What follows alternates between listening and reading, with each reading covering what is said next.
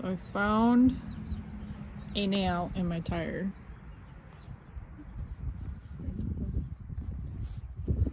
I'm gonna take it out.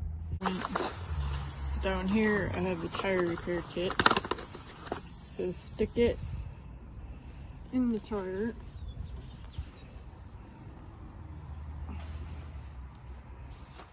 Stick it down there.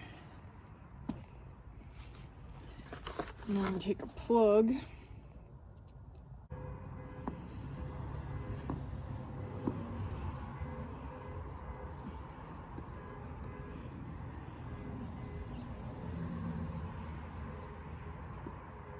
Put it like that.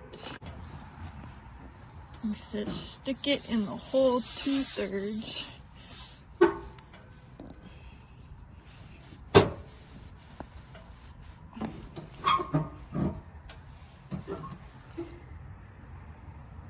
Two-thirds.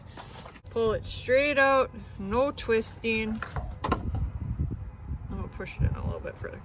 No twisting, pull it straight out. Take scissors. Snip it off. Okay. That's how you fix the tire.